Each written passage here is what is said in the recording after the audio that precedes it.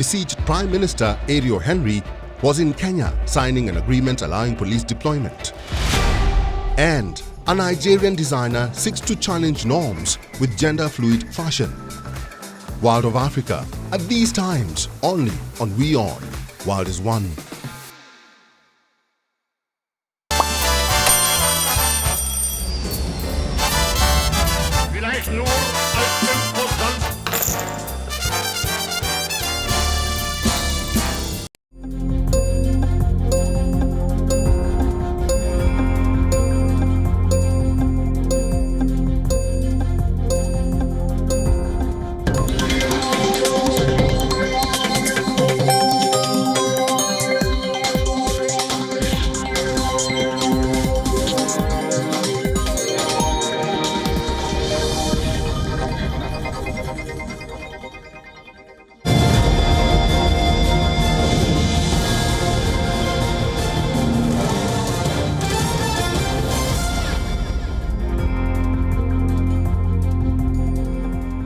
Hi everyone, welcome to WION Live broadcast from New York City. It's Friday.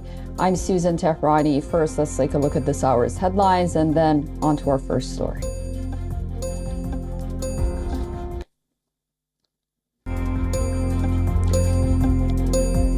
South Korea fighter jets take part in live fire exercises involving air-to-air missiles and GPS-guided bombs.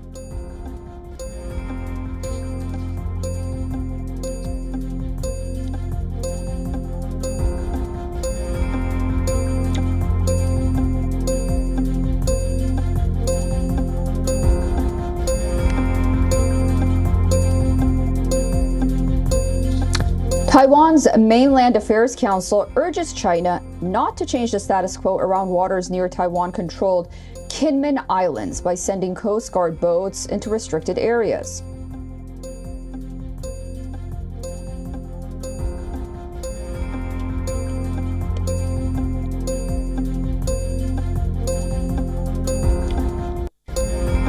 President Biden launches a scathing attack on Donald Trump in his State of the Union address, warning that U.S. democracy was under assault.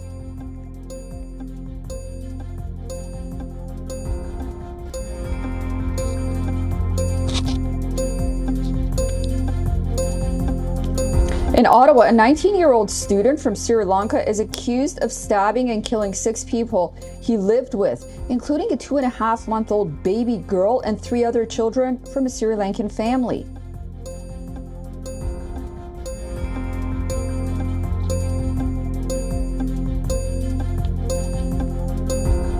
Australia's Great Barrier Reef hit by major coral bleaching event, with the results consistent with patterns of heat stress that have built up over a summer at the biologically diverse site.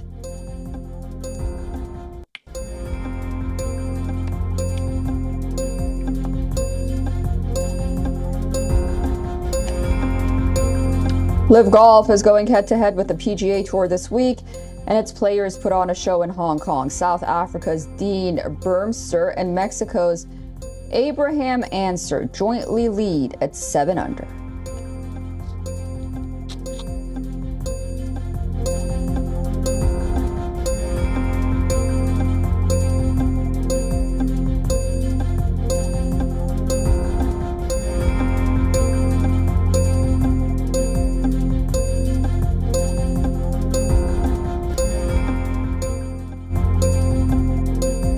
In his third State of the Union address, President Biden attempted to take a defiant political tone aimed at the gridlock in Congress, never missing an opportunity to criticize his predecessor and likely opponent, Donald Trump. Biden accuses Trump of threatening America's democracy, as he has for the past 3 years, attempting to lay out his case for 4 more years in the White House. In his last State of the Union before November presidential election, he touched upon the economy, reproductive and abortion rights, the January 6th Capitol riots, the migrant crisis, gun control, and the wars in Ukraine and Gaza. Biden ended his speech by addressing his age. Take a listen. My message to President Putin, who I've known for a long time, is simple. We will not walk away.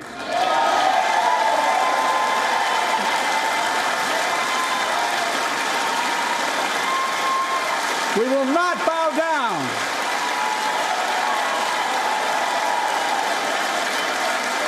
I will not bow down.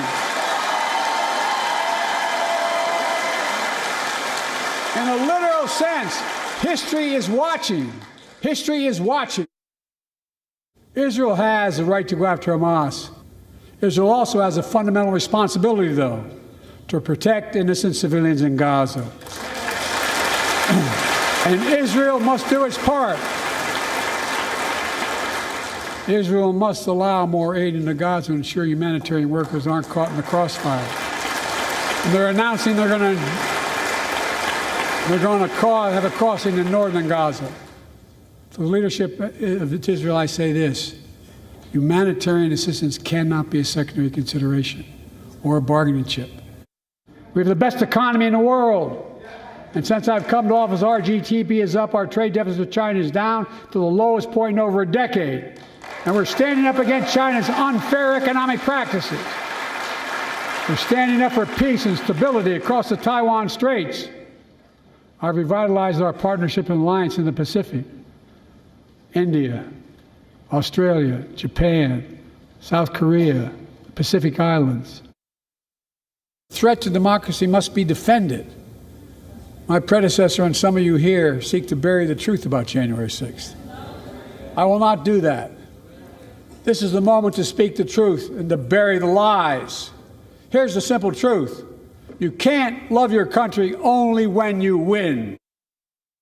In my career, I've been told I was too young. By the way, they didn't let me on the Senate elevators for votes sometimes. Not a joke. And I've been told I'm too old. My fellow Americans, the issue facing our nation isn't how old we are, it's how old are our ideas. Okay, well, for more, we are now being joined by Adel Nazarian from Washington, D.C. Adel is a senior media fellow at Gold Institute for International Strategy. Adel, great to see you and welcome back. So President Biden aimed to present this defiant political tone. The question is, did he successfully address the concerns of moderate voters, or did his speech reinforce the perception of a deeply divided government? Suzanne, great to be on with you again. What a night. I think that he definitely was catering more towards the progressive wing and definitely the Democrat base, certainly not to a Republican base. And I'd say probably a little bit more so, but not enough towards a moderate base. This was not really a State of the Union, in my opinion. It was kind of like a nomination from the DNC. It was interesting. It was a complete attack on his opponents. Mm-hmm. It was basically a takedown of Republican issues instead of addressing the real concerns of everyday American voters. It's great to be emotional. It's great to be fired up. But at the end of the day, the bottom line is what's going to impact and move the needle when it comes to, as you said, moderate voters. And I don't believe that is what was presented during last night's State of the Union. Yeah, what a night it was. So by repeatedly criticizing his predecessor and likely opponent, Donald Trump, did Biden effectively contrast his own leadership style and policy priorities?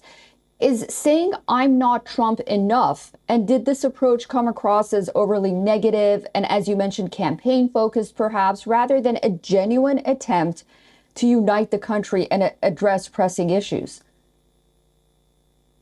Well, I think that he definitely was taking aim at Trump. I think that's better for Trump, honestly. It definitely shows that it's game on. It's between the two of them.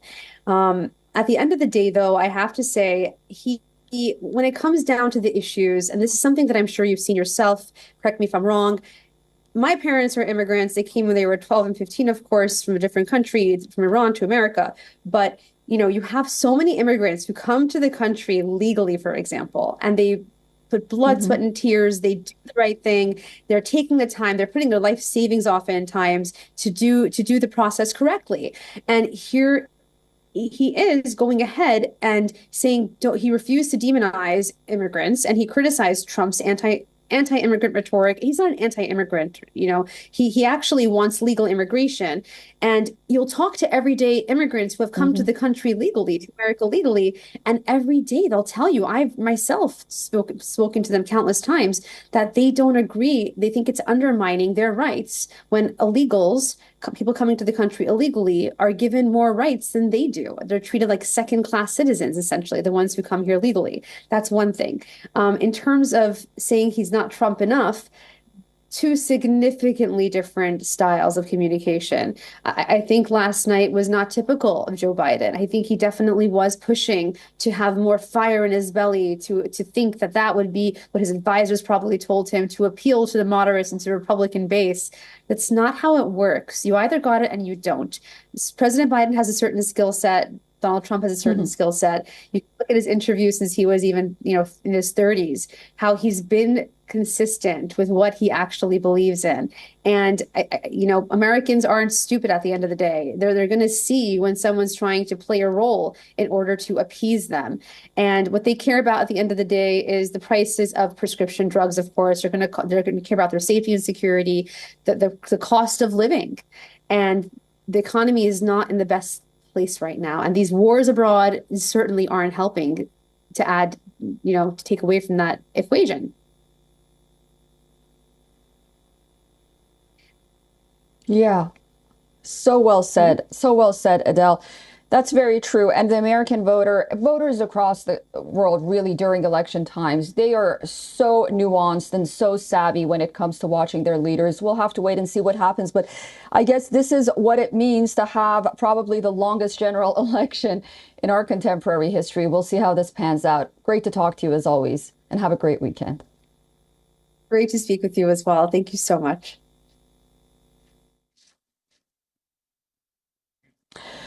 Well, the world hardly takes notice of the tense situation between Seoul and Pyongyang, as the focus is entirely on the wars in Gaza and Russia's aggression against Ukraine. Our next report explores whether another hot war may be looming right before our eyes.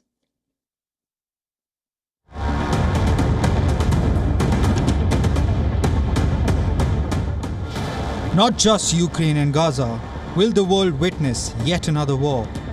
The signs are all there in the Korean Peninsula.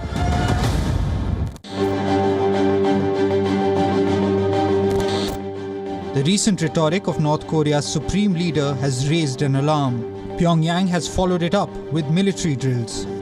Kim Jong-un is telling his troops to upgrade readiness for war.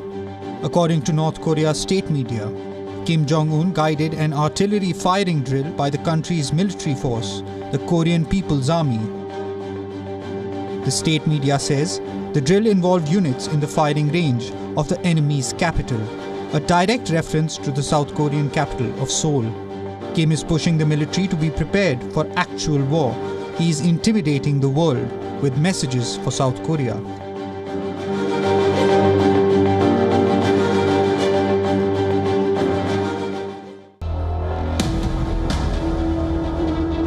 Involving the AIM-9 air-to-air missile and the Korean GPS-guided bomb, a move that the military says is meant to target the artillery fire and cruise missiles of the north. Through this drill, I have confidence that we can punish the enemy relentlessly with our accurate striking ability when they provoke.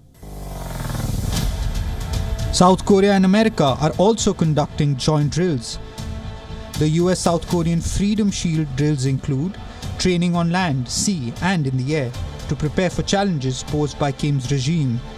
Testing the waters, Pyongyang has warned both America and South Korea they will pay a dear price for military activities.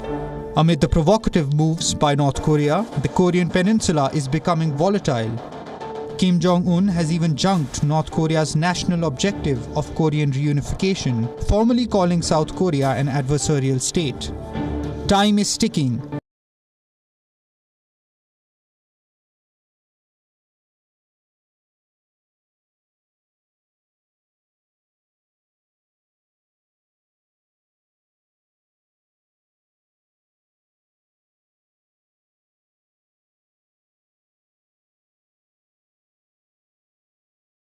Late on Wednesday, the shocking crime has shocked a country where mass murders are rare. Prime Minister Justin Trudeau said that he was horrified by the terrible tragedy. The police said Furbio de Sois Sa, a 19-year-old male student from Sri Lanka, was arrested and charged with 6 counts of first-degree murder and 1 count of attempted murder. The police said that Desoy Sa had been living in the house. The dead victims are a 35-year-old woman and her children aged 7, 4, and 2 months, and a 40-year-old male acquaintance of the family. Ottawa Police Chief Eric Stubbs called it a senseless act of violence perpetrated on purely innocent lives. In a social media post, Ottawa's mayor called in one of the most shocking incidents of violence in city's history with a population of 1 million. Ottawa saw 14 murders in 2023 and 15 in 2022. Wednesday's victims were found inside a house in the southwestern suburb of Barhaven. Mass killings are infrequent in Canada. In December of 2022, a man shot 5 people in a Toronto suburb before the police gunned him down. In September of 2022, a man stabbed and killed 11 people in the western province of Saskatchewan. He died of cocaine overdose while being arrested.